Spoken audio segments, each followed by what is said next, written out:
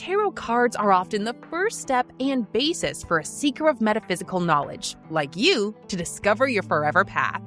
That could be astrology, numerology, healing arts, or any other spiritual interest you discover along the way. Elaine Ireland is not only a teacher of tarot, she is a mentor who supports you and will be there for you. Visit www.elaineIrelandtarotmaster.com now and discover how Elaine's mentoring, tarot card and psychic readings, tarot card classes, and more help you to grow into the true being you are meant to be. Welcome to Conversations with the Ancients, where you're about to discover a whole different world than the one that, up until now, you've believed you're familiar with. World-Renowned Metaphysicist, practicing psychic and tarot teacher Elaine Ireland invites you on a journey where you'll hear voices from the past, interviews with some of the greatest metaphysicians you've never heard of, because in their time, they needed to move with stealth. You'll also meet today's spirit mediums, healers, and others who will show you a side of the paranormal you've never seen before. Be sure you visit our website at conversationswiththeancients.com. While you're there, subscribe to us via your favorite network. Now, hear the words of metaphysicians who blazed the trail. You're not in jail, thanks to them.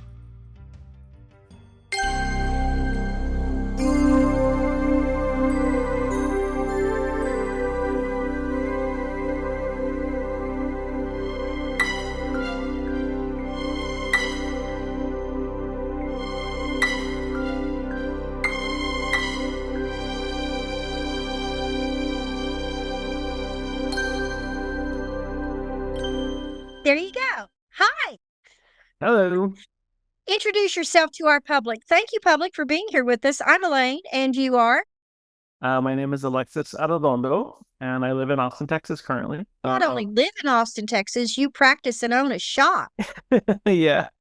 You're pretty rooted here, kiddo. So, I live in Austin, Texas. I'm originally from South Texas, a small town called Hebronville. And I have a small shop here in downtown Austin, right off of historic E6, called the City Alchemist Witch Shop. And I guess, do you want me to start talking about like how I grew up, all that fun stuff? Or all that stuff. You were from a small town. What is that small town next to? El Paso?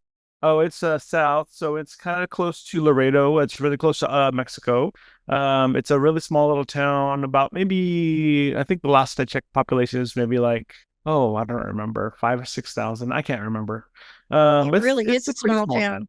Yeah. And it's, when you grow up in a small town, I grew up in there in the 80s, the early 80s. So it was a lot of, the old school stuff that we used to do, like go exploring in the woods and, gathering, ghost stories and local folklore and things like that. So, as a kid, even at a very, very young age, I was very interested in like ghost stories, folklore, and the stories about Mexican witches, which are called brujas, and Mexican folk healers, which are called curanderos.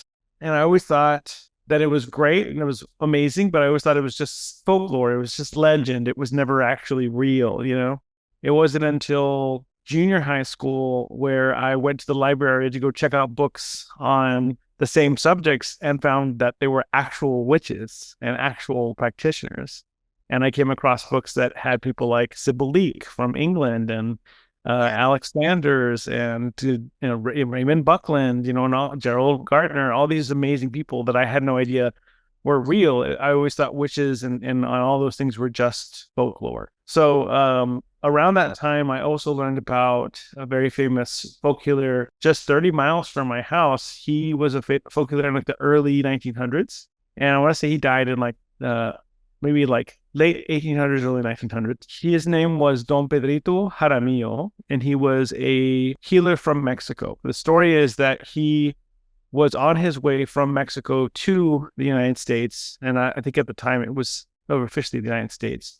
And he was riding on a horse and he hit a tree, and the branch hit him in the face and it knocked him off his horse, and it hit him so hard that it dislocated his nose. His nose was hanging barely by a very, very tiny bit of flesh. And, this is before the days of phones and the days of, running into other people. So he was really scared. He thought, oh, this is bad. I'm going to bleed out. And then he heard a message from God. At least at the time he wasn't sure what it was, but he heard a message, and the message said, put your face in that mud. So he put his face in the mud, and when he came out of the mud, his nose was miraculously healed with only just a scar. After that moment, he kept hearing that voice anytime he would come across people who were having issues. And so he just started listening to the voice, and the voice would tell him, like, prescribe them this, or give them a glass of water, or very simple cures. It was never anything too ornate. It was never like lots of plants or lots of things. It was very simple, like glasses of water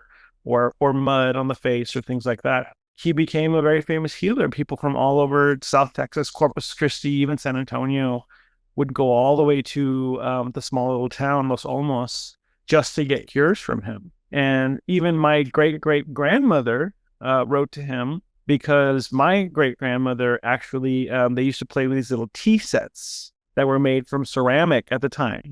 Horrible thing for kids, but that's what they had.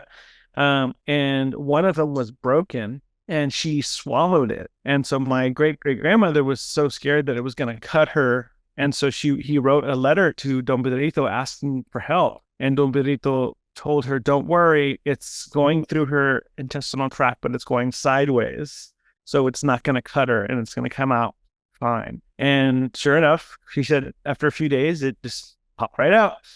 So she didn't have to worry about it. But she became devout to him ever since after that, And so even my grandmother, who passed away a few years ago, even she had pictures of Don Pedrito Jaramillo on her altar. And it was a very, very powerful, he's a very powerful folk saint of South Texas. And so that was 30 miles from where I grew up. And so when I learned about him, I immediately told my parents that I want to go to the shrine, because he's got a shrine there, and I want to go to the little shop that they have there. And I started, picking up books about him and learning about, folk cures and remedies, and understanding, that aspect of my culture, that healing aspect, I guess. And then, of course, at the same time, I was very interested in things like magic and witchcraft and those types of practices. So then eventually I, met some friends that were also interested in it, and we all started learning things like Wicca and understanding like witchcraft and what that is, and practicing together and experimenting, sometimes good things, sometimes not so great things. But then we met a bruja, and a bruja is a Mexican witch, and she started teaching us like all the crazy stuff, the weird, like dark, things that brujas are known for. This woman was very interesting. She was very powerful. She could do some pretty crazy things. And, I remember, one of the things we hear about a lot is the rule of three, right? Whatever you send out, you get back times three. And at the time, I truly believed that, because I was mostly understanding Wicca and witchcraft. And that's what they say. If you send something out, you get back times three. So she was having a big issue with a lady she was not very happy with. And she asked us to help her with this curse, which we were there and we helped. And then I got sick 3 times. I remember it was so crazy. And it was like I got sick, and then I got better, and then I got sick again, and then I got better, I guess. And each time, like, my mom was like, how are you sick again? And I'm like, I don't know, I just got sick again. So I guess now we know why. But so I learned a lot from her, and I learned just a few things here and there. And I'm going to stop you for just a second. Let's go back in just a minute. You're touching on ethics. You're touching on moralities here. Mm-hmm. And yes, the brujas have a different reputation than and modalities than witches or Wiccans, but yet you attach the word witch to her in kind of a casual way. But some would say, now I'm going Hollywood here, okay? Yeah. Some would say, oh, she was a bad witch. She was a black witch. She was the witch that tries to control everybody else's life, even if they say, oh, we'll help you. It's still a manipulation, and I have to inject some of my world's beliefs in there, in that if people are going down a hard road, they're supposed to. Yeah. But, and this is an assumption, correct me here if I'm wrong, in the world that you work in, or maybe what she worked in. She's doing it from her heart. She's trying to be kind, but it's still a form of manipulation.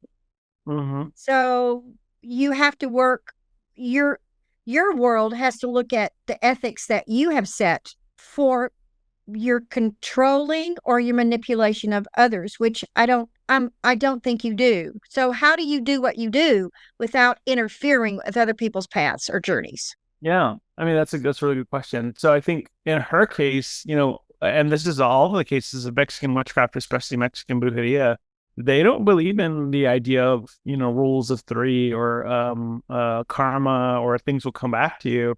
For them, it's just, you got to do what you got to do. And if you look at the history of Mexico in the sense of the culture and the way things are done there, it's always been kind of that thing. There's never been a rule of three culturally. It's always just been try your best not to hurt people, do the right thing, that kind of deal. But and I think this is where we get a lot of confusion, because especially at this day and age, we hear a lot of people reclaiming that term witch, right? You talk about the term witch and they'll say, oh, I'm a Mexican witch, or I'm a bruja, right? But where we grew up, a bruja was a very specific term. It was a dark term. It was a term for somebody who practiced the darker type of witchcraft, the manipulation, as you said, the cursing, the hexing, the extreme love spells, not the, let them fall in love, but they will forcefully fall in love, so that's what brujeria is. And I think a lot of people get that word mistaken, mostly because of translation, right? What is the translation of the word witch in Spanish? It's bruja. What's the translation of witchcraft in Spanish? It's brujeria. But even, for example, Llewellyn, publisher Llewellyn, will have books on witchcraft by, for example, Raymond Buckland, the complete book of witchcraft. When they translate that, it says, it says that when they translate that, it says the complete book of brujeria, right? But it's not brujeria, it's witchcraft in the sense of Wicca, right? It's mostly Wicca-based witchcraft. So even times I've seen, for example, where they changed the word in Mexico for the longest time, they would change the word. So instead of the complete book of witchcraft, it would be the complete book of Wicca. And so even in Mexico, you would have Wicca, right? Instead of Wicca, say Wicca. But over time, they were just like, oh, it's witchcraft, it's all the same thing. And so now you have a lot of people getting those terms confused, or I should say, mending those terms together. And you have people claiming to be Mexican witches or brujas, and they're talking about all the healing work that they do, and they're talking about all the protection work that they do. But that's not what a Mexican bruja is where I grew up and around the border. And still to this day, when you hear that term bruja, it's a feared term, And, that's why I tell people there's a difference culturally between those terms. And even one of my friends who lives in the valley, who's right off the border, his mother was a bruja, and she was a traditional bruja, and that's what she did. She did curses and hexes, but she also did heal people and remove things from people. And so that's why he refers to it as brujerismo, meaning the combination of brujeria and curanderismo, right? He refers to it as that because it's like having both hands, as he likes to say, the left and the right, right? So what's the difference between a hex and a curse? To me, this is from the way I've learned it. A hex is something that is done quickly to manipulate somebody, to hurt them, to cause a quick, swift action that's usually in a negative sense. While a curse is something that's going to last a while. It's going to stay with them. It's going to stick with them for a very long time. So, for example, if you hex somebody so that they lose their job, they're going to lose their job. But if you curse someone, they're going to lose their job, they're going to lose their house, they're going to lose their dog, they're going to lose, it just keeps going and going and going because they're stuck with that for a very long time. So we have to work with someone who can remove both? Well, yeah. Is a curse removable? Is a hex removable? Absolutely. And see, how they say, in order to understand medicine, you have to understand the poison, right? And understand how to heal somebody, you got to know what hurts them first. So I feel like for me, learning brujeria was actually very substantial because it helps me understand, okay, I'm dealing with this, and this. Oh, I know exactly what that is. That's a hex, or that's a curse, or that is a Somebody put what we call an envidia, which means an envy on you, or somebody put mal ojo, which is like the evil eye on you, which can happen much more frequent than many people think, because all it takes is for you to make a bad move on a highway and cut somebody off, and immediately they're cursing at you, right? They're, oh, look at that person. I hope they get in a car accident, or I hope this, like they get upset, right? We're all guilty of this, and we're all guilty of being both parties. So that's a mal ojo, that's an evil eye, because you're sending an ill intent toward that person. Or if it's the other way, an ill intent has been sent toward you. And sometimes it sticks, right? Sometimes it sticks and you have something negative placed on you and you're like, I don't know what's going on. I'm just having a horrible week, or I'm having a horrible day, and I just don't know what happened. It's like, well, remember when you cut that one person off in traffic the other day? Most likely they set something your way, that kind of thing. So learning the negative aspects of those things is actually really good for somebody who also does healing, because you understand that aspect of it. And they even say, like back in the day, witches, for example, of England and early American folklore, were always said to understand how to heal and how to hex, right? They knew both, but it always is in regards to the heart of the witch and the heart of the practitioner as to how they're going to use that gift, And we talk about this in our book, because we wrote 2 books on this subject, and it says specifically, like a knife, a kitchen knife, for example. Kitchen knife can be used for many things. It can be used to make food. It can be used to process food, right? To cut meat or things along those lines. But it can also be used to stab something, and it can also be used to hurt something. So in a sense, that's what brujeria or witchcraft is. It can be used for defense, but it can also be used to hurt, but it can be used to protect, right? So those are all the 3 things that it can be done with that action. So it's just a matter of how you're going to use that knife. Are you using it just for cooking, or are you using it to hurt somebody? Books. Who's we, and what are the book titles? Yes. And are they available in solid form or just online? Great question. So we talked about my co-owner, Eric. He and I started City Alchemists. I want to say it was like 5 years ago, technically maybe longer, but it didn't become an actual shop until right before COVID. Then COVID hit, everything closed down. And then we opened up again during COVID, actually 3 years ago. And we never even had our grand opening party, just because it was during COVID. We couldn't have a party. But Eric and I, during the time of I know. We didn't have some kind of anniversary of your opening 1 year. We just had our anniversary too. But yeah, so Eric and I met back in 2012, I believe, late 2011, 2012, and we realized that we had very similar interests. We both wanted to open up a shop. That was like our goal, one day to open up a shop. But we were like, well, that takes planning, and you got to do all kinds of things to get there. And then one day somebody comes to us and says, hey, we've got a space for you all to open your shop. And we're like, well, we don't have a shop. They're like, well, you do now. So we quickly put one together. And then COVID hit and everything closed down. And the only good thing about that was during that time we were approached to write some books for a publishing company, an independent publisher, and they asked if we wanted to write a book on Mexican witchcraft. And the person that came to us, they said they mostly come from like a hoodoo lineage of Alabama, and they were told by their great-grandmother that remember that our magic is powerful, but don't ever mess with a Mexican witch, because they said, in their words were, Mexican witchcraft is the one thing you do not want to mess with. That was their advice to their young one. And so they said, well, then we have to have a book on that, right? Somebody needs to write a book on that. So we were the first people of Mexican descent to write a book on the practice of Mexican witchcraft and folk magic in English. So there are obviously many in Spanish, but we were the first to write it in English. And we wrote a book called Magia, Invoking Mexican Magic. That was the first one. And then the second one. Spell that. Public, grab your pencil. Spell Yes. that. Magia is literally spelled like magic, but with an A at the end. So Magia, and then repeated Magia, invoking Mexican magic. And that's by Alexis Arredondo and Eric Labrado. And the second book, so when we wrote that book, we wrote about the different types of magia, right? So when we say magia, we say magia blanca, which means white magic, magia verde, which means green magic, magia roja, which means red magic, all those types of magics.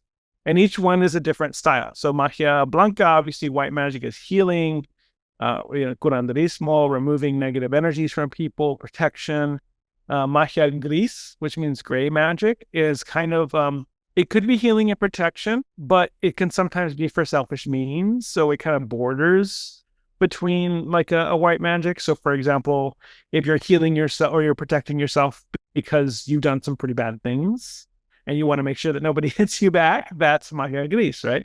Then there's magia roja, which mostly is very much connected to passion, right? Red is very passionate color. And so that's like love magic, sometimes even money magic, but it's mostly love.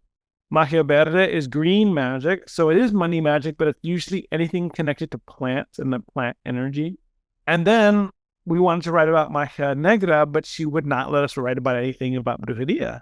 So the only other aspects of magia negra or black magic is divination, because when it's considered black magic because you're working with spirits when you're doing these types of divination. So if you're, for example, if you're doing astrology, that's magia blanca because you're working with the cosmos and God and all those things.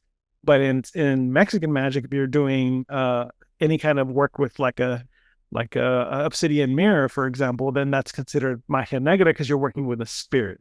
So that's the difference. But she wouldn't let us write about the actual witchcraft.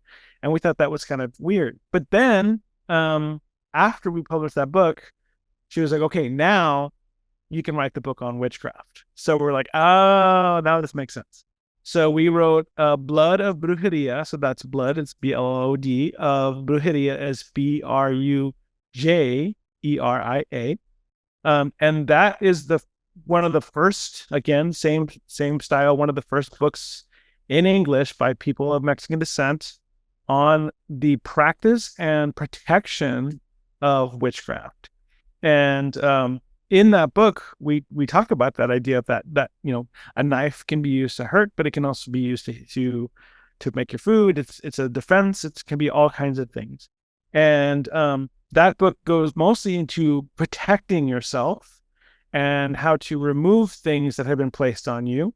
But then the last part of the book, probably the last maybe few 10 pages or less, is actual witchcraft that can be used to hurt someone. But we talk about this in the book. These types of spells were done for justice. When we live in a small town, for example, where everybody knows everybody, and let's say one person does some really horrible act on someone, like it could be as horrible as a rape, or it could be a murder. Who knows? If that person is in high regard in the community, they may not get a trial. They may not even go to jail. Right. They may not get anything done to them. So in those situations, that's when the person goes to the witch and says, I need justice. This person hurt me. This person took from me. This person did terrible things to my daughter, or, whatever it may be. And I get no justice because they know the judge.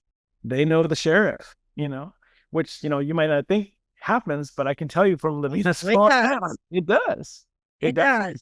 It happens in big towns. Yes, exactly. Yes.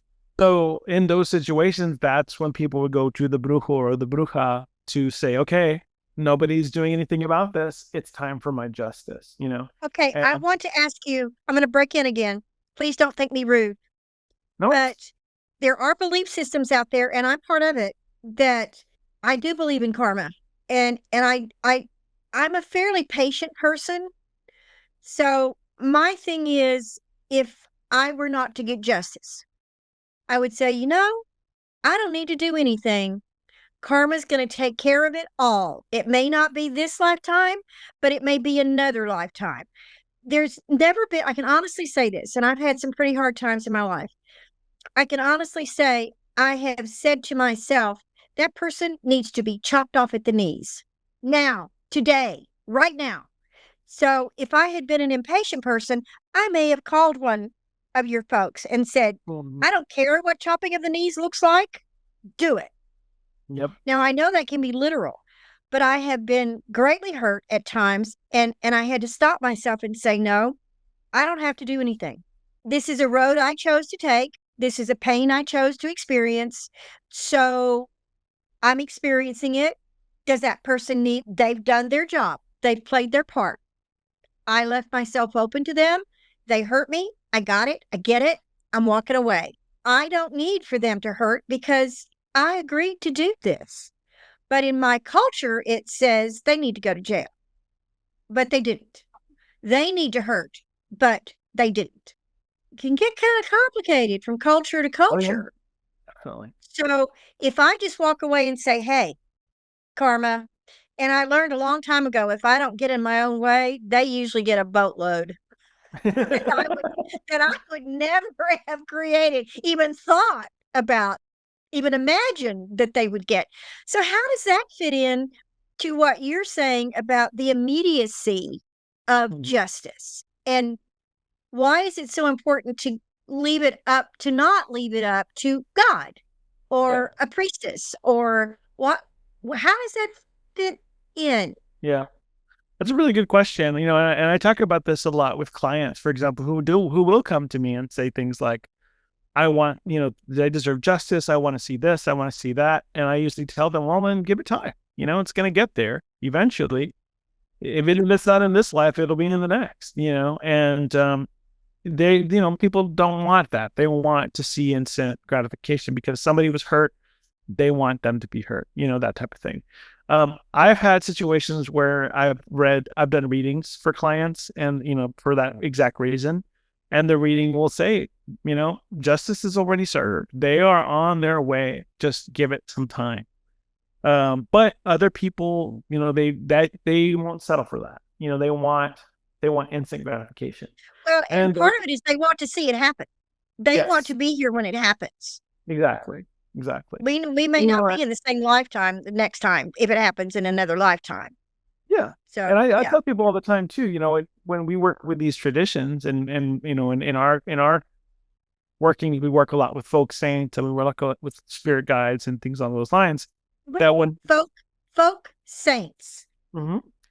Okay. How are folk saints? Are they different from traditional, say, Saint so-and-so? Yes. How are those different? So folk saint literally is exactly as it says, a saint of the folk, right? So meaning saint of the people, not a Catholic saint, not a traditional saint, but the saint of the people. So for example, probably the most well-known folk saint in Mexico is Santa Muerte, who literally means death saint or saint of death, right? And then even Don Benito Jaramillo, who I mentioned earlier, is considered a folk saint because even though the church doesn't recognize him, the people do. The people recognize them as holy, or they recognize them as somebody who is connected to God in some way. And so that's what that means. And so we do have a lot of that in Catholicism, in our folk Catholicism, which we call folk Catholicism, meaning Catholicism of the people, but not the actual Catholicism. And I think this is where people get confused because they immediately say, oh, well, I'm not Catholic, so I can't practice folk Catholicism. I can understand that. But folk Catholicism is the mixture of not just Catholic beliefs, but indigenous beliefs and the beliefs of the people. So it's never going to be a Catholicism that's recognized by the Catholic Church. It is simply the spiritual practices of the people. And this only comes, in my opinion, I feel, from people who have been colonized, right? So Mexico has been colonized, therefore it started as an indigenous people, and then in comes colonization and brings in Catholic belief. And so they're forced to be Catholic, and then you have people who embrace it and become Catholic, and you have people who embrace it but still don't let go of the indigenous beliefs. And that is what folk Catholicism is. And that's where these folk saints come from. For example, many people are terrified of Santa Muerte because they see her as a death image But they don't realize that if you look at the history of Mexico, we've had death gods for a very long time. We've had two death gods that lived in the underworld of Mictlan, right? Which is a very big part of who I work with. That's one of the reasons why my Instagram handle is Journey to Mictlan, and my school, my online school, is Mictlan Academy, because it's about the underworld of Mexico. And we have other not saints, but what we call Teot, which means God, right, or God energy in Mexico, that have skeleton faces, and they have skeletal looks to them. And so people are like, oh no, I'm afraid of that death saint. But it's like, well, but you have to understand that that's been a part of the culture for a very long time. It's been a part of the people for a very long time. And so they become ingrained, and you get that synchronization, right? Synchronization where the saints and the original gods kind of come together. And you even see that in certain villages in Mexico to this day, where people will see, for example, Tlaloc, who's the rain god or the god of water, as John the Baptist. They see Tezcatlipoca, who is the smoking obsidian mirror god, as Cristo Negro, right? The Black Jesus, essentially. And so they get synchronized in that way. And so you could literally have a whole section on just folk Catholicism and its practices, because there's a lot of it out there. You could write a whole book on it, really. Okay. I was going to say, do you have a course set up for that subject, or have you written a book? Or are you going to write a book about just that? So I do have an online school, like I said earlier, the Mictlan Academy, and I teach a lot of folk Catholic aspects to those classes. Like I teach classes on healing and curanderismo. I teach classes on hechiceria, which we haven't even covered yet, but hechiceria is the folk magic of Mexico. I teach classes on brujeria as well, and understanding what that is. And I talk a lot about folk Catholicism and folk magic and what those connections are. But I will say that I've never actually had a class on just folk Catholicism, because maybe you should. Yeah, that's something I would be interested in, and how the cultures weave together. Yeah. So that I really want our public to know that there's so much misconception, so many assumptions. And I'm not an expert in your field. That's why you're here. I'm not, but I'm your public. That's why I ask you questions that you go, Elaine, what are you asking? You may think it's a dumb question, but I know there's somebody out there besides me that's why I've interrupted you periodically. I don't want people they can't interrupt you. I can't. Yeah. And if they say, oh, I need to contact him, and then they don't, and they continue to have that misconception, I want them to know that they'll get their answers. My grandma used to say, from the horse's mouth. You are not a horse, but there's a truth that comes from the teacher. There's a truth there. So if I interrupt you, it's because I know somebody said, wait, what did he say? What did he say? How do you spell that? Yeah. I want them to know. They may not want to take your whole series. They want to know just about that subject. So the saints thing, I would take that class. Oh, yeah, sure. I'm a metaphysician. I'm a tarot master. We've got the Justice card and the Tower card and the Devil card and that each one of the major cards have an angel assigned to them, astrology, numerology number, and I bet you that in your cards there's a weaving that could go on there. So I would like the public to have access to that without having to take 5 or 6 of your classes and then pick out what they want. So get a class together, kid. Well, and the thing is, they can do that too. But that's the cool thing about the way that I do my classes is all through Patreon, and if you sign up, you have access to all the pre-recorded classes, so you can actually pick and choose and decide which ones you wanna watch. No, it's the subject. I'm asking you to do more work for yourself. It's okay. Here are the saint classes. Here's the saint class, the saint book that I'm pushing you because psychically, I see you writing like 20 books plus. So Yeah. put this on your list of, it doesn't have to be 500 pages long Yeah. unless you want it to be, but where people can go to understand your world better and and educate themselves and not continue to make negative assumptions. Yeah. Because And what honestly, I little think, bit I've been around your world, there's so much beauty in yeah. these concepts, and they're so ancient. And I'm a big proponent to the older the book, the better the book. And I tell people, if you're going to go down a rabbit hole, find the books that are in another language even, and find if it's been translated. If it hasn't, read it with somebody of that language and have them read it and translate it with you. Go all the way back you can. So I would do that with this subject. If I signed up for one of your classes, I would go on public domain or ask you, what's the oldest book you know? It may not be in publication anymore, but you may be able to read it on public domain. So that's why I guess I'm pushing you to do this, because being a teacher and being a mentor means spreading as much as you possibly can out there, even with the additions and the, what do they call it?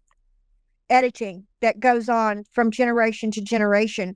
That's why I tell people to go back as far as they can, because things get left out or misinterpreted, and especially from language to language. Yeah.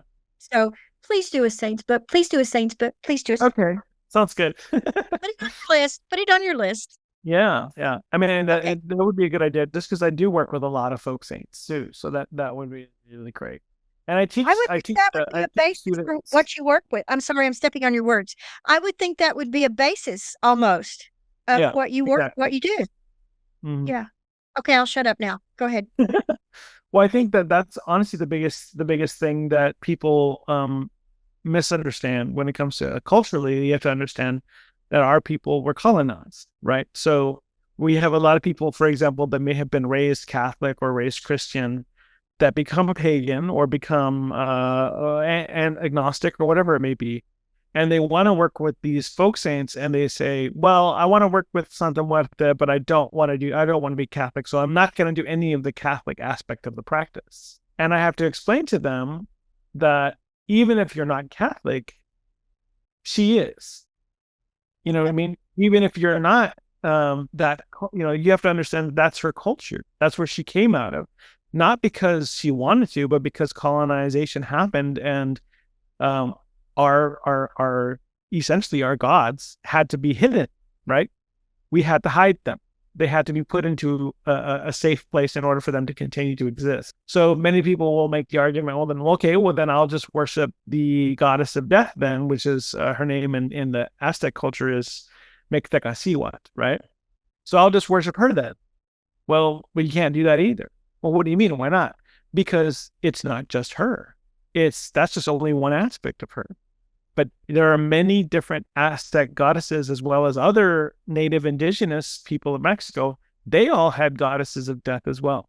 And so it's the influence of all of those plus Spanish influence, which has pagan influence, which has Romani influence, which also has a little bit of African influence, all combined created a new folk saint. So you can't just separate. It's like telling people, like, I don't want to eat the whole cake. I just want the eggs. Well, then that's not cake. You know what I mean? I don't want to eat the whole cake. I just want some of the flour. Well, then you're just going to be eating flour. It's not the same thing. You have to understand that it all combined to create what we have today. I think that's the biggest misconceptions that we see. And so I tell people, you don't need to be Catholic to practice or to work with Santa Muerte, but remember that that's where her culture is from. So honor the culture. Just like I tell people when they work with their ancestors, oh, well, I'm pagan, I'm going to have an ancestor altar, but I'm not going to put a cross on there. Well, then how are your ancestors going to recognize that that's their space? Because they may have been Christian, they may have been Catholic. You have to have some kind of representation of their beliefs in order for them to understand that this is a space for them. This is a space that they are being honored at. You can't just remove Inclusion. Exactly. Yeah. Exactly. So I think that's probably the biggest headache when it comes to folk Catholicism and folk saints is people not understanding, immediately they think, well, it's Catholic and I'm not Catholic, so I don't want anything to do with Catholicism.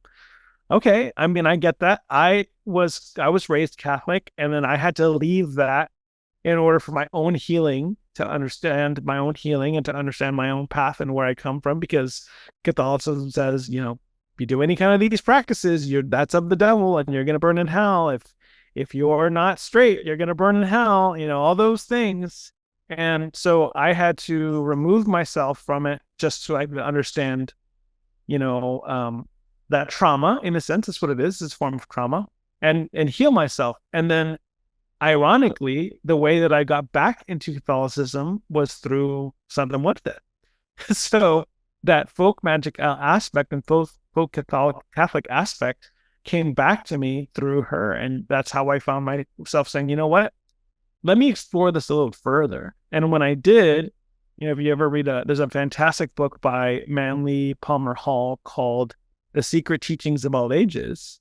That book will show you that you get, there it is. I've got the same edition, but the hardcover. There's a fantastic book by Secret Teachings of All Ages where Manly Hall shows you that a lot of Catholicism came from paganism. And, we have rituals in Catholicism that come directly from paganism.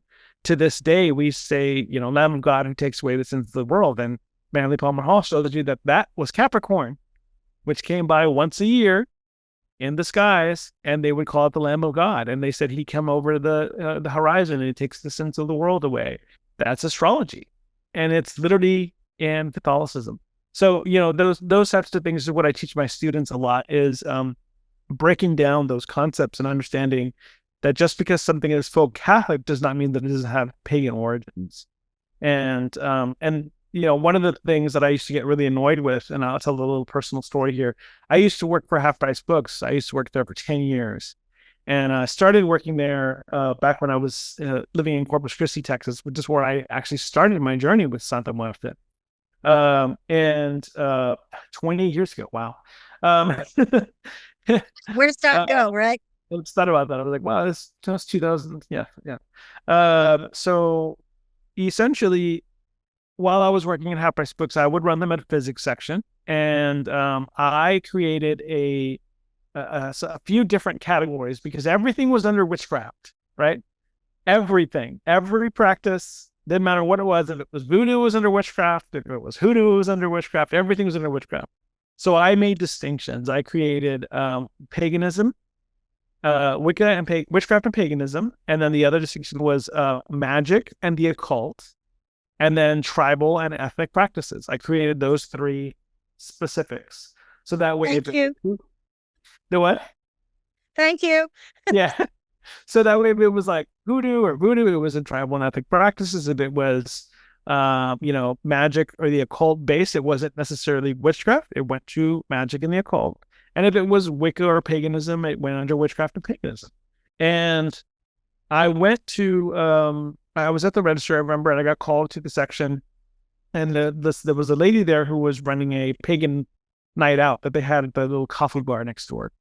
And she was like, I have a question for you. I said, yes. She goes, did you do this? And I said, I'm sorry. She goes, did you make this arrangement? Did you change this?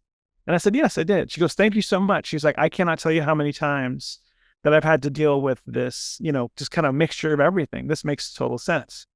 And then I said, oh, you're welcome. I'm trying to make sure that people understand there's a distinction.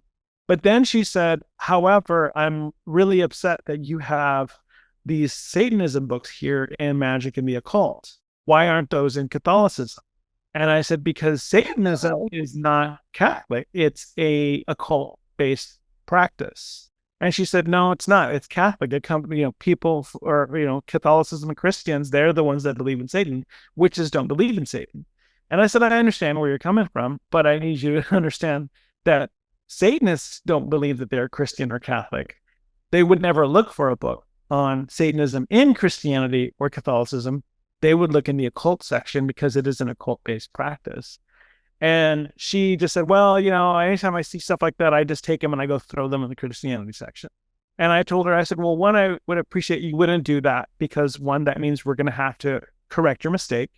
And two, you need to understand that there are people who are practitioners of that and see it from that perspective, not from a pagan perspective or from a Christian perspective. So it got me really upset because it made me realize that people don't understand that there are various different practices, and just because one of them has a Christian connection, and is not necessarily pagan in the sense of neo-pagan, it doesn't mean that they're in the same, branch, but they are separated, and you have to pay respects to all traditions, which is exactly why our shop is the way it is. If you ever go to City Alchemist, we don't just cater to one path, we cater to all paths. If you're a left-handed pather, if you're a right-handed pather, if you're a neo-pagan, if you're a traditional witch, if you're a Satanist, we're going to have everything, because we believe that witchcraft and magic exists in all different parts of the world, and therefore it's available for everyone. And I think that's the biggest thing in those types of situations. How do you sell in your shop in the way of tools? Books, cards, cauldrons, wands, statues? Yes. Do you create any of the compounds? Do you create anything from like soaps, earth-based, leaf-based, tree-based compounds? Yeah, we do a lot of things actually. So probably the hardest thing about owning a shop is that when they say this all the time, when you run a business, you are every part of that business. You run the register, you are the boss, you're the social media manager, you create the products. And that's definitely been a big challenge for us, because we also teach classes, we also do cleansings, we help people, we do healings for people. Cleansings. Explain cleansings. Some people that are listening may not understand. For sure. So cleansings are essentially, we call them energetic cleansings, or we call them in Spanish the limpia, which means to cleanse or to clear something. And it is a resetting of the energies of the mind, body, and spirit. So what does that mean? So for example, this is what I teach my students. Imagine, if you will, that we ourselves are three basic ingredients: mind, body, and spirit. Right. If one of those ingredients or one of those things is too much or too less, then we are completely off balance, right? So look at it up as a pie. We have a little pie that's separated into three pieces. If one is running low, well, we're out of a big chunk of pie, right? If one is out crazy, now it's pushing the other pieces together and it's making everything off balance. So we have to make sure that everything goes back to being in balance. So an energetic cleansing is essentially the removal of some form of negative energy. It could be a stagnant energy. It can be an actual a spirit or some kind of attached energy. And it's the refreshing of those three, that combo as well. So mind, body, and spirit gets cleansed, and then gets rebalanced. And I think that's probably the biggest difference between a limpia and maybe somebody just doing a cleansing, is that they'll do a cleansing and they're just, cool, I removed whatever's off of you. Okay, you can go now. And now that person is spiritually open to all kinds of things. So when we do our cleansings, yes, we remove everything, but we also balance and put everything back in place, essentially, because that person needs to have that protection again. They need to have that good energy back, right? They can't just be like, we removed all the bad energy, go look for good energy. No, we got to bring that good energy back. We got to realign their spirits, realign their ancestors, realign their guides to that communication, so that that protection is going back through. So that's one of the services that we offer with our shop. You just said something very important that I had not attached to cleansing, and that's ancestry. What you just said. I think of cleansing as being mostly chakra, aura cleansing, but you go way deeper than that. I never would have thought of making sure that the ancestors and so forth have a place to be. Yes. And someone that's listening may say, well, how can they get out of place? They're more powerful than we are in our skin these days. So why can't they just stay where they belong? Well, they can do all kinds of things, but here's the thing. if your connection is severed, if your connection to being connected to your ancestors is either severed or blocked, then how are you going to receive their blessings? How are you going to receive their advice? How are you going to receive their what's the word I'm looking for? Their way of like connecting to you so that they keep you out of harm's way, right? So for example, I tell this with clients all the time. You're driving down the road and something's like turn left. And you're like, why would I turn left? Like if I go straight, I'll be there in 5 minutes. If I turn left, it's going to take me an extra 5 minutes. Turn left. Okay, fine. I'll turn left. You turn left, and what happens? You find out there was a horrible accident on that road. Everybody's stuck on there. It's a 40-minute wait, maybe even put yourself out of danger. So those are a lot of times are your guides and your ancestors. You know, we believe that they are helping us and always trying to help us with making the right decisions.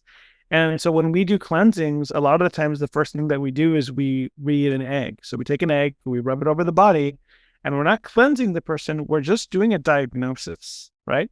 So then we break that egg in a glass of water and we study this, and we can immediately see how are the ancestors connected to this person? How are the guides and spirit guides connected to this person? Are there things on the egg that indicate a very specific spiritual sickness or ailment? And general, how does the person look, right? If I crack an egg after I've rubbed it over somebody and I cracked an egg and we're getting lots of clouds everywhere and you can barely see that yolk, which the yolk represents the person, that's telling me that there's a lot of pretty bad energy around this person. They're having lots of issues thinking clearly. There's no clarity. Their connection to the ancestors and guides may be off because they're just so clouded, right? So that's one way that we would make sure that that person gets cleared out. And the craziest thing, this is probably the most fun part, is after we do the cleansing, we'll go back and look at that glass of water and it will change. And every once in a while, you will see that connection, which we call the higher spiritual connection, which is the top of the glass to the top of the yolk. You will start to see these little lines connect and go stronger. And those are our connection to higher power. Those are our connection to ancestors. And we go over all that in our book, by the way, just if you're curious, it goes over in Magia, we talk about it. And it clears up and you start to see the ancestors are back where they belong. They're back to connecting to that person's spirit. You used a dangerous word for some of us in metaphysics, diagnosis. If someone comes to you and says, does I have cancer in my ears? Yes, I know there's a way for you to find that out. But if their uncle is a doctor and finds out about this, they could file charges against you, at least in the state of Texas.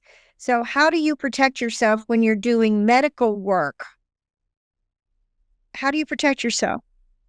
Well, the first thing is, anytime you get the PR cleansing from us, you're always agreeing to our document, essentially, that states, like, this is something we have to do in Texas. Everything is just for entertainment purposes only, right? We cannot say that we are doctors. We cannot say that we are healers legally, right? Unless you are. So, yeah, but legally we can't. So that's the first thing. So that's anytime that you're getting a cleansing, we say, you know, any of these services that we provide, you're agreeing to this anytime that you decide to go with one of our services. But the other aspect of that is that we always let people know, like, we're realigning the spiritual, physical, and mental aspects of the body. We can't necessarily say, and then you're done, you're good. We cleansed you. Guess what? Your cancer's gone. We can't do that for you. All we can do is realign the body, and then hopefully that will actually increase your chances of your healing. Open up things so maybe your medicine works a little bit better for you, or maybe the cancer treatments will actually open things up more for you. So we can't go in there and immediately say, oh, well, our diagnosis says you have this and we can clear it out. You know, our diagnosis is simply the spiritual diagnosis of the body, sometimes physical, sometimes mental, but it's just that aspect. It's not a medical diagnosis in any way. It's tricky for us. That's why so many of us become a reverend, so to speak. But still, if it were to become part of a lawsuit or something, Well, even though you're still not a doctor. So the best thing we can do is, even if we pick up, we know exactly what, and it may not be cancer, it could be something else, lupus or something else. Even though we may get it psychically, we can't say that. What I do, I can't speak for others, is that I'll say, I'm picking up something in this area or in your blood or whatever. When was the last time you had a good physical? When was the last time you had a good blood draw? They respond. And I say, well, it's been 5 years. May I suggest you go for a good physical? And I want you to do it.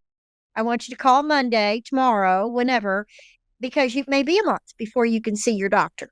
Exactly. But when you go, draw their attention to your liver, your kidney, and tell them that you want a blood draw, lab work, specifically for those areas or in addition to those areas on the blood panel. Okay, I'll do that. Okay, I have your phone number because I'm going to call you every day for the next week and bug you until you make that doctor's appointment. Oh, you're serious about this, aren't you? I said, well, you've kind of ignored your body for a while. Yes, exactly. But under no circumstances do I say, you've got da da da da da.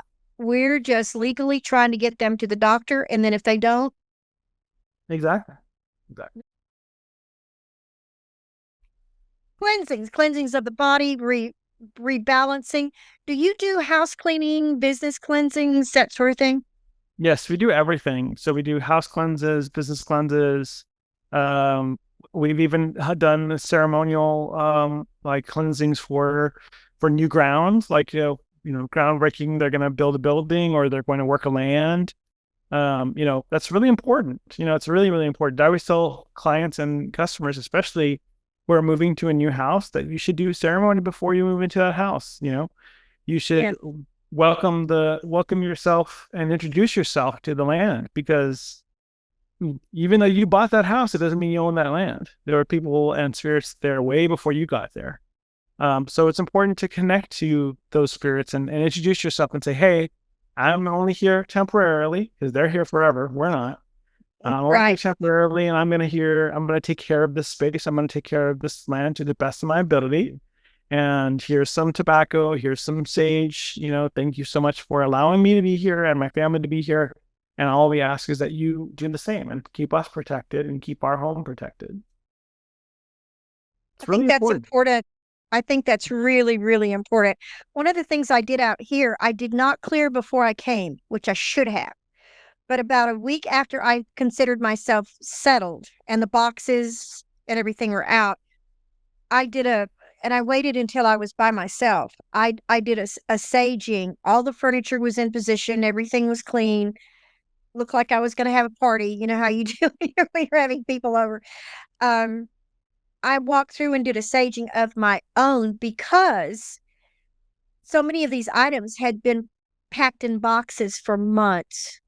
I was fortunate enough to have from January to June to pack up my house, and things went into storage. I had a small space. So most of it was in brand new boxes and brand new paper, brand new plastic, but other people handled it. I handled it. So when it got on whatever shelf it was going to go on, I spent about 4 hours doing my own prayers of thank you and blessings. And I brought flowers and did a sage, and then took a shower and went to bed. And there was when I got up in the morning, there was a totally different kind of energy. Yes. Totally. And I have 3 porches basically around my house, the front, the back, and then the length. And I walked outside. I walked all the way around the house. I walked on the land. I even walked out to where I drove in to, which is gravel basically. And the cows happened to be out in the pasture, which I thought was fun. They were watching me. One little brown calf, he was wandering with me, of course, on the other side of the fence. But it was really an interesting experience that I did it by myself. And I wondered, is it even going to take? But it did. So now I've gotten in the habit of and I feel like I've had 3 years of ancestral purging. I've cleared out 2 20 by 20 shelving storage units.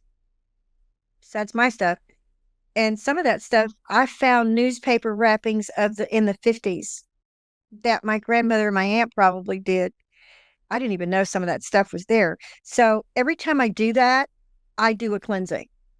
I Yeah. do a cleansing. I do a thank you for protecting the objects, but now they're repacked. They're cleansed, they're cleansed, they're blessed. I had a lot of fun doing that. It was a pain in the butt, but I had a lot of fun doing it. But Yeah. cleansing, folks, cleansing is so important. But if you don't know what you're doing, you need somebody like this gentleman to do it for you. Do you do long distance clearings? Would you Um, prefer to be on premise, so to speak? we do long distance cleansings of people. We can do that. We've done that with where they either send us a photograph or even like a piece of clothing of the individual, like a shirt or something, just so we can cleanse them in that sense. Of actual spaces, I don't think I've done that. We haven't done that yet so far, but I think we could do it. We could probably do it the same way. But we have traveled. I mean, we've gone all the way to San Antonio, Corpus Christi, just to do cleansings. I've gone all the way to the valley just to do cleansings for people. So it's something that we do, and we can do. Also, one thing that we're big on is education. So we don't just want to go in there and be like, cool, we found your house, and if you have a problem, call us back, because we also want to empower our clients and empower our patients. So we will show them how to do their own cleansing, how to do their own work, how to do a bath that they can put together really quickly when they're having issues or something, so that they can keep up with their work. So, for example, if I go to cleanse a place at someone's house, I may leave them some things like Palo Santo or some copal or some sage and say, hey, this is how you're going to do this, so that you can do this every 3 months or so, just so that we keep things updated. I love Palo Santo. I love it. I love that smell. I love the energy that it leaves. Would you consider that a bark? Palo It's Santo. that actually it's a wood. It's like straight up Yeah. the actual the tree, because the resin that smells so sweet is within the wood itself. So I don't think you can extract it. It's not like opal or any of those that come out of the wood, or pine that comes out of the wood. It just stays in the wood itself, which is why you have to burn the actual wood. I make sure I have Palo all the time in my house. It's ready for use Yeah. all the time. Yeah. Yeah. But I try to buy pieces that are small, that are short, rather than a big, long. I don't know why. I just prefer handling the smaller. Or sometimes I'll put it. I used to keep packages of sand. I know that sounds funny. I used to keep packages of sand, and I would stand the Apollo up in the center of the sand like a narrow glass or candle holder, a short one, and I'd walk around with it. And oh, I was going to ask you. I didn't write it down, but I was going to ask you. A lot of people do not believe in blowing out a candle, Yes. a ritual candle. They say that you're negating the energy you intended to have. How do you feel about that? I have a bell. I use a bell to Yeah. extinguish. I have, well, I'll tell you what I was taught. So one of my teachers taught me a few things. One, always use a match to light a candle when you're going to be doing a spiritual working with that candle. And the reason for that is, he says, as you ignite the match, you're starting the spark of the spell, or so the spark of that work. So anytime it's a specific working, I use matches. If it's just like I'm lighting a candle for my guides or my ancestors, I can use a lighter. That's not a problem. Another thing too that we do before we light the candle itself is that we honor the 4 directions. So if I ignite a light or even a lighter, I honor the 4 directions by making a equal armed cross over the candle itself before I actually light the candle. And then once I light the candle with intention, I think that's the biggest problem, is that we light candles because we're so used to lighting candles. But light the candle with intention, watch as that wick starts to expand, because that's the work beginning, right? So not only have you ignited everything with that spark of a match, but as that flame hits the cloth, we all know how the candle always starts. It always starts with a tiny little flame, and then it gets larger and larger and larger as it gets closer to the wax. So as that expansion happens, expand your working, expand your energy, and see that is the work beginning, right? And then when you have to leave, and you got to turn off the candle, I do recommend stuffing the candle. And the reason for that is because when you do blow out a candle, some people believe you're blowing out the intention or you're pushing things out. It depends on the work, right? If the candle, for example, we do a lot of what we call fixed candles or velas compuestas at our shop, which is where we take a symphony candle and we fill it with the herbs, the oils, and everything, and we charge it spiritually before we give it to the client so that they can burn it. And set it and forget it, as I like to say, right? It's all set, it's all good to go.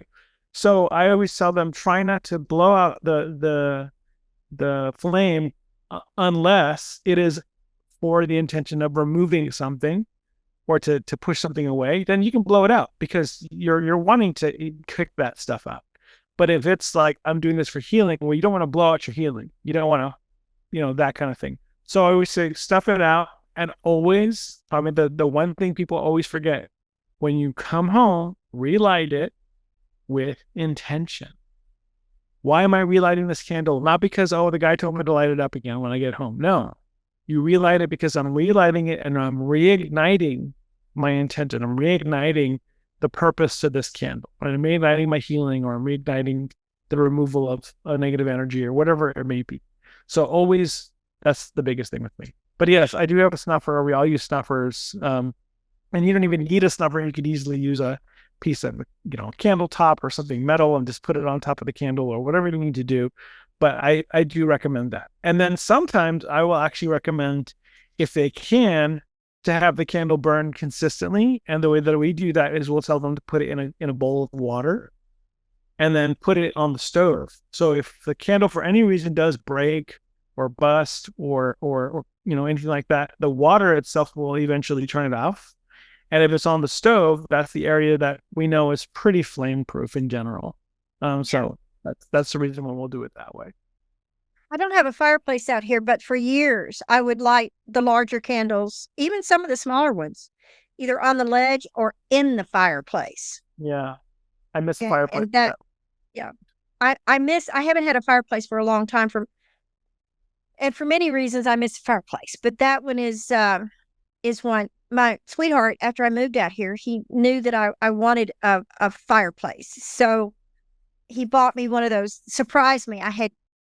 I did not expect it at all. He bought a piece of furniture that is an artificial fireplace, but that sucker gets warm. It's not just for beauty. I mean, it's a heater. It's on some of the really, really colder nights out here when we fortunately didn't lose electricity. I have turned it on and it is pretty. It looks real and it's warm. I was really surprised. So that's really hot. I can't put a candle in it. Can't put a candle in it. No candles. Yeah, and I can control it. But thank you for that, because do you have any instructions at your shop written about lighting and blowing out candles?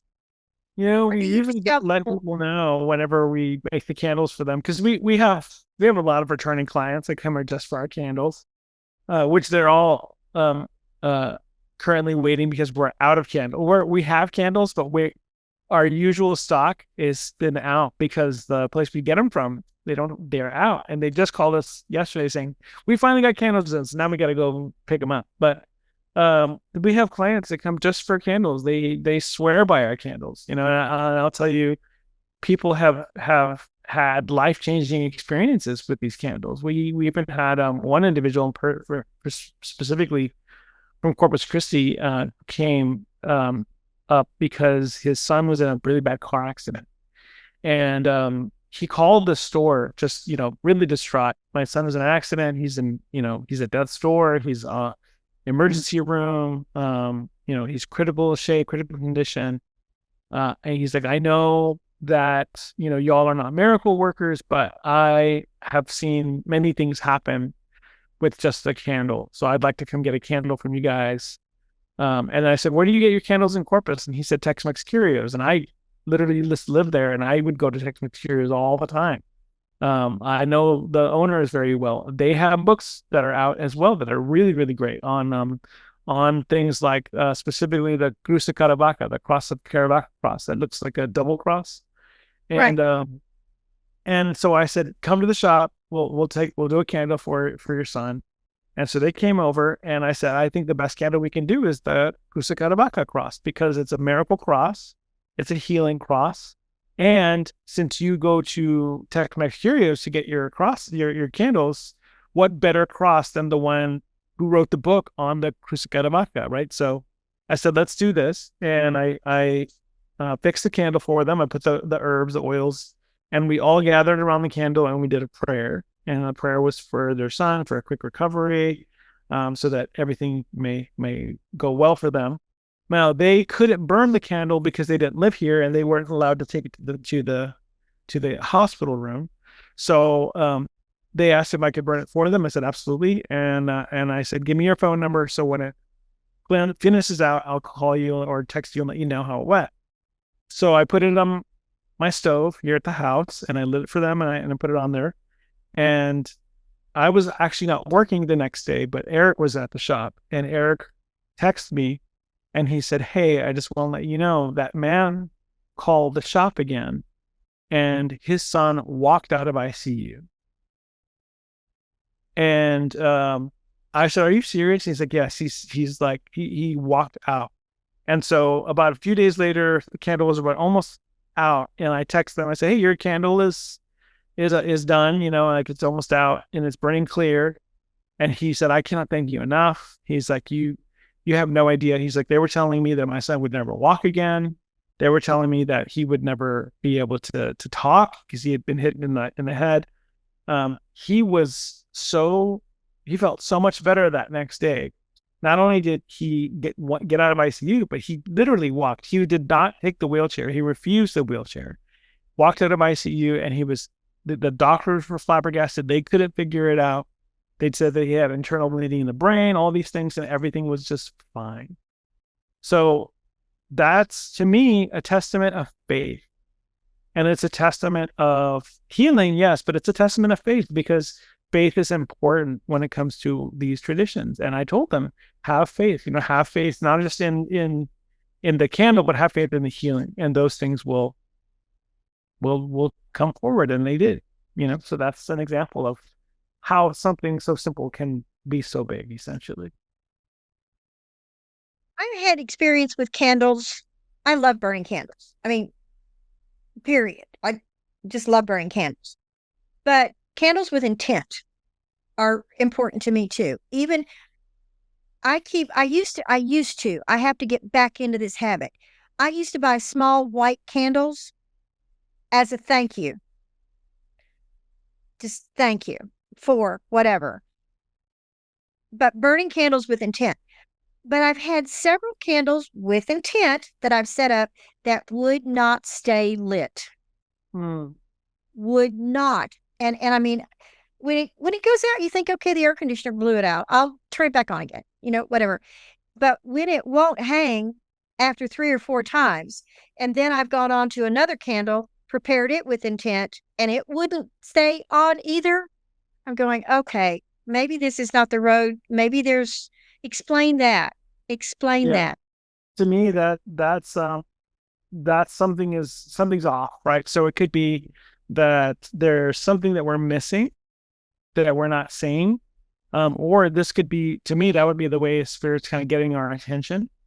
Like, hey, there's something here that you need to double check, And I've had that happen. We've had that issue happen with candles, like these types of candles, where they go out and the client reaches out and says, it just won't light. I've tried lighting it, it goes out. And there's actually this cool little trick that we learned where we say, okay, bring it back to us and we'll burn it for you. And so what we have to do, this is very tricky, so I don't recommend you do it at home unless you think you can, is we'll take that, because the candles are in glass. So we'll take that candle and we'll turn it upside down. And we'll take a hammer and we very gently break the candle top off, the bottom off. And then we pull the wick from there, and then we light it in a bowl. So, because it's going to be pretty messy, we light it from the other end. And it's almost like you're doing a reversal to reverse back whatever's blocking that situation. So, and I've seen some people do them with stick candles too, where like it won't stay on. So they turn it over, and then they kind of break off a little piece of the top or the bottom, and then keep the wick on and then light it from reverse. And it's a way of reversing anything that may have been causing some issues so that we can let it go. Let's talk about burning oils. Mm-hmm. Do you prefer oils or candle? I prefer candles because we actually fix candles with oils. We'll put oils inside of them. So that's an old thing that we talk about a lot in Mexican folk magic is we fix candles, and it's the way that's done is you have to understand that the candle itself, the 7-day candle, the what do they call them, novena candles, that is a cultural aspect to Mexican witchcraft and not only cultural in Mexican, but Mexican American technically. So many people believe that Reed Candle Company in San Antonio were the first to actually create the modern day saint candles with the images of glass with the saint on them. Mm-hmm. So that's San Antonio, Texas. So many people believe that that's where those candles came from. And this was, I think, was in the 1920s or somewhere around there. They were the first to start making the glass candles with just at first a cross, and then they started adding saint pictures to them.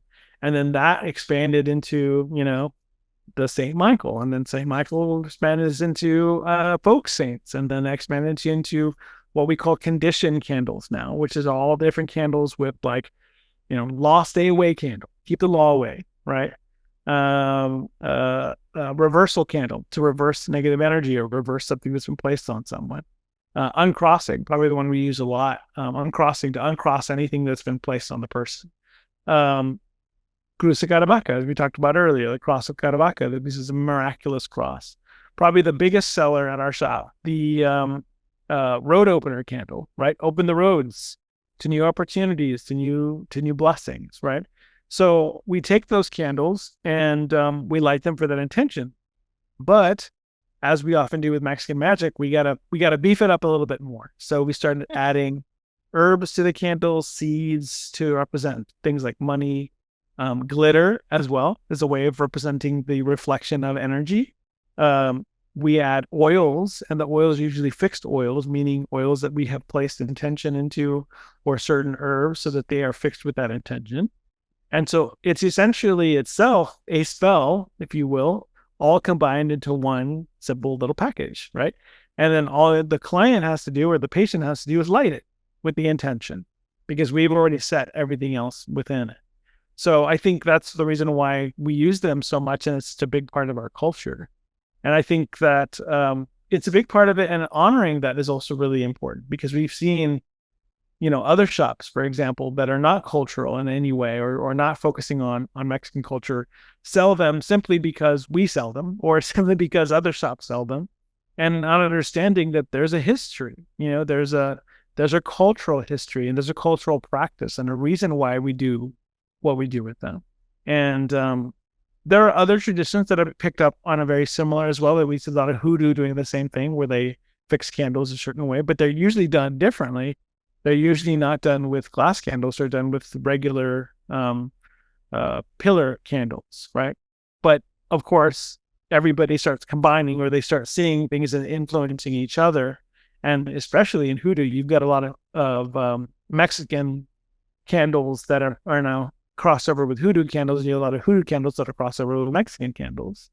So that just happens over time. And I think a big part of that, again, going back to San Antonio history, has to do with Papa Jim, which is still a shop that's around to this day.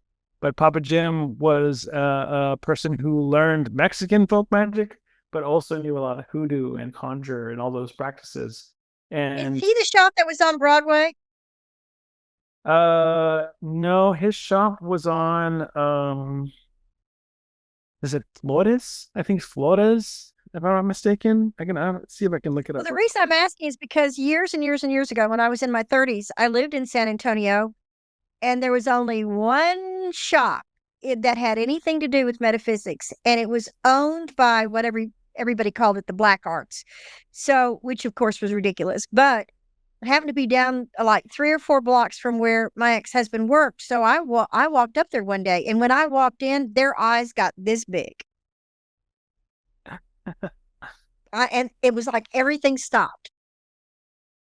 And the shop itself was very small, and it was dark. They used the color black, the color brown. It was dark. It was dark inside, which surprised me because they had this big plate glass window, but they had a curtain over it. And I don't know whether they were afraid of what I'm thinking. Well, if you're afraid of your product, why are you here? Anyway, but I went in just to see what it was because I'm a psychic. So I went in to see. They were very friendly. They were very sweet. And there were two women there, both Hispanic. They did speak English, but with a very heavy accent. So I would have to say, slow down. And we had this lovely conversation. And the first question from the younger one was, what are you doing here? Why are you here? What do you want? Like I was a threat to them. Yeah. And I said, I'm a psychic. You're the only one listed. You happen to be close by. I wanted to see what you sell. And then she kind of relaxed. She relaxed a little bit. I kind of think they were afraid I was a police or something, or somebody that was going to give them a hard time. But I did buy some candles. In fact, that's where I bought my very first snuff, and I still have it. It was a short one. It's a little one, but I bought that. I bought some candles that were not in glass. They were plastic. They were towers, little short towers. Yeah. And I bought one book. I never get rid of books. I still have it too. Anyway, go ahead, Papa. No. I mean, San Antonio has a very rich cultural history of hoodoo practitioners, of conjure practitioners, and a lot of Latin Mexican folk magic practitioners. And Papa Jim's Botanica has been open for a very long time. And not only does it have a lot of history, but there are candles that exist to this day in other botanicas that he created, that he himself created. So, for example, there's one called the spider goddess, I think is what it's called, and it's got a big like spider on the candle. He created that. There's other candles. There's even a Papa Jim candle that every once in a while you can find at a botanica, and it's Papa Jim himself. So it's like things like that you find, and they're all parts of the culture. And this is something that myself and my co-owner Eric, we're very big at honoring a lot of that culture. For example, there's a wonderful candle shop in San Antonio called Casa Guajardo, and it's also right down the street from Papa Jim's. Actually, it's been around for a very long time, all family owned, passed down generation to generation. And their symbol is the ankh. So if you go to their shop, you'll see this big ankh on the outside. And I love the ankh. Oh yeah. So they even use, when they fix candles, they use these big giant ankhs as a way to kind of stick that into the wax to fix the candle. And we actually have a few that we carry at our shop that we use to fix our candles. And so they've been around for a very long time. And then we had a friend who went to an old botanica in the valley. And while he was there, he found a candle that actually said on the back of the candle, Casa Guajardo candles. And it was like it was like 1950 or something like that. And it was I think it's called the eagle candle. It's used, I think, to remove envies or something along those lines. So we showed them the picture. We said, hey, have you all seen this? And they're like, oh my God, that's my grandfather's candle. Like he created that candle. And our dad actually printed those like for the longest time, and they mass distributed them. Those candles are so rare, we've never been able to find them. So immediately we reached out to our friend. We're like, hey, buy that candle. We need to get that candle to these guys because they don't even have one. So we called you got it for them. We got it for them, and we took it to them. And we're like, look, we got you the candle, and they have it displayed now there at their shop. But I mean, there's pieces of this history from botanical culture, as they say, that they even forget about, or they lose in the process. And now we're finding out that there's a whole part of that in our culture. So it's just amazing to me, and being shop owner myself, co-owner, it's such an amazing feeling to make sure that we kind of keep those traditions going. And I think that's probably one of the biggest reasons why our shop is so successful at things like working with candles and with working on a community, because we try to keep a lot of those traditional, cultural customs going. It's important for us. I was going to ask you about your legacy, but I think of you as a young man because I'll soon be 80, and you're young enough to be my son, if not my grandson. So the word legacy to me implies you've been doing this for 80 years. What's your legacy? You're just starting with your store, but not with your knowledge. Correct. So in thinking of your legacy, you've said several times, generation to generation, family member to family member. So obviously you want that to continue. And you just said what your legacy is. But legacy also implies I'm finished. Just remember what I did and said. And a big part of my podcast, the reason I wanted to start this, getting this podcast going, this is a 15, 20-year dream. And it's called Conversations with the Ancients. Even though someone may not be an ancient, they will be. I wanted practitioners specifically to know whose shoulders they stand on. And you are already known in your community as an expert in what you do, and a historian, which I'm real big on, is the history of whatever the subject is, whatever. Find the biggest book. We talked about that a while ago. So you're going to be a set of shoulders. You and Eric will be a set of shoulders for many reasons, but you were brave enough to open a shop. And public in today's world, it takes a lot of gumption to open a metaphysical shop of any culture, of any topic. And there are shops now that are becoming specialists in. This gentleman and his partner are specialists in what they do. So they are well educated, self-educated. It did not come cheaply for them to learn what they learned, unless they learned it on their grandma's lap, most of which I don't know what percentage that would be, but they've paid to go to school. They've paid websites.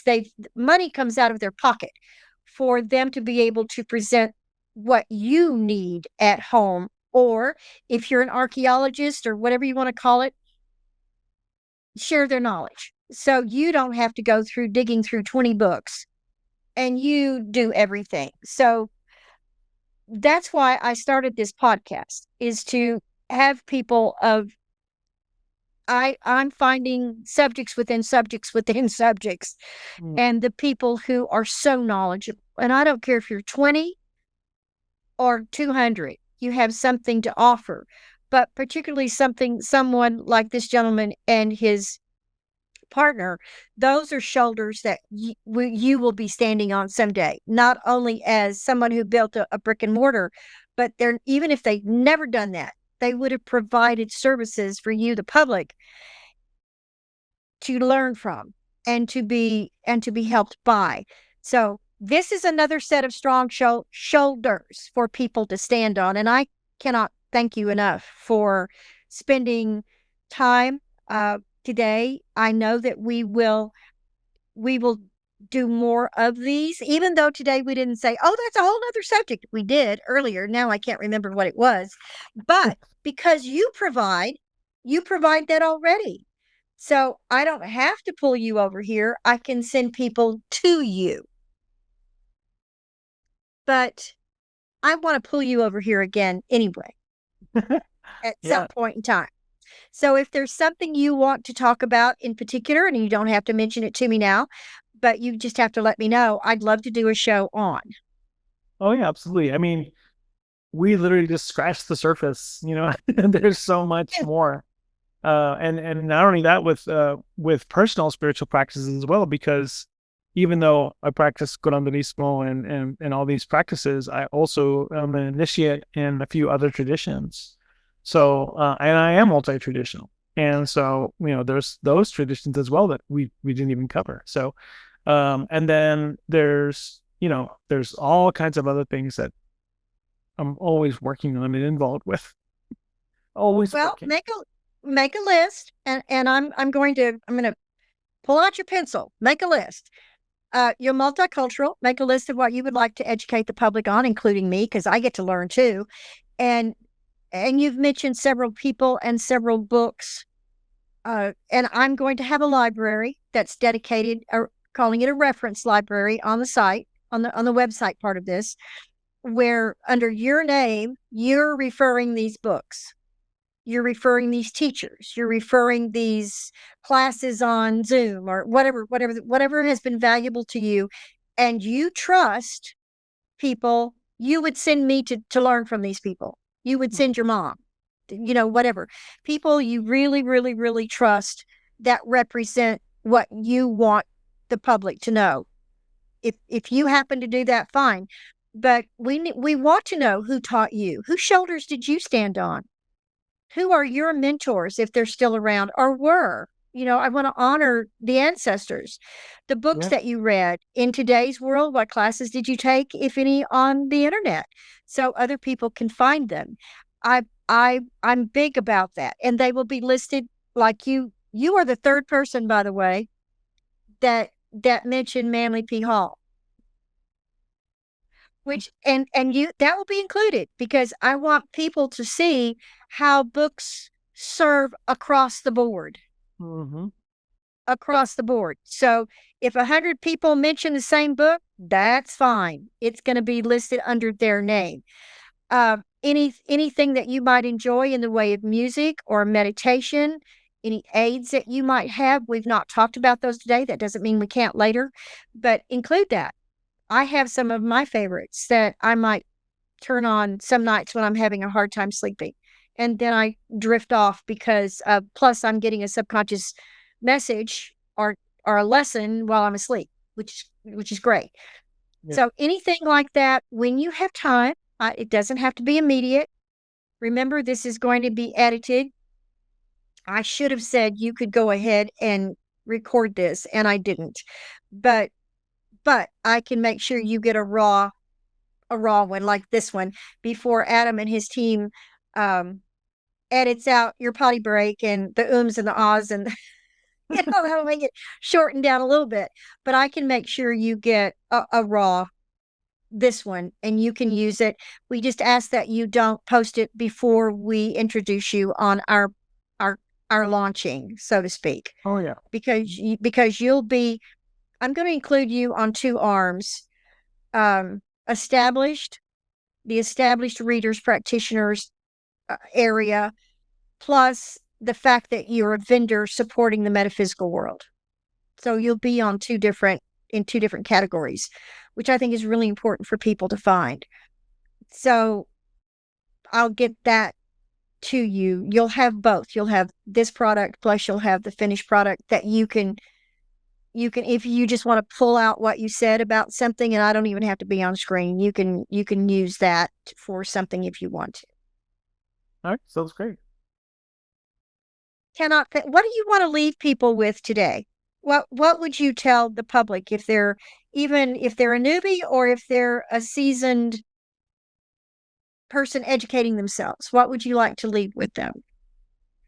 I would say the biggest advice I would give is remember that you get out what you put in. It's really important. So dedicate your time, dedicate your space. Learning online is fine, but just be very wary of resources because a lot of resources out there, you don't know where they're coming from. You don't know who they are. Just be aware of that there are some actual good teachers out there, but there are also people who just want your money. So be very careful with that. And then I would say, above all, put your heart and soul into it, because that's a big part of it for us. It's not about money. It's not about being popular or being the number one place on TikTok or, things like that. For us, it's about the spirit. It's about the spirit, and it's about dedicating our lives to helping others. So, just, be aware of that, because a lot of people go into this thinking they're going to get fame or they're going to get, recognition and notoriety, but it's not about that. It's about what the spirit wants us to do with our gifts. And I appreciate that so much. Thank you for being an educator. I'm excited. This is a selfish part of me. I'm excited about learning more and more and more from you, whether I take your classes or I get to hear you here. I'm excited. I have had the privilege of listening to you lecture, which, by the way, folks, there's a secret to being a person that gives lectures, and the way he did it that day didn't sound like a lecture at all. It sounded like he was talking to his best friend, and the place was pretty full where we were that day.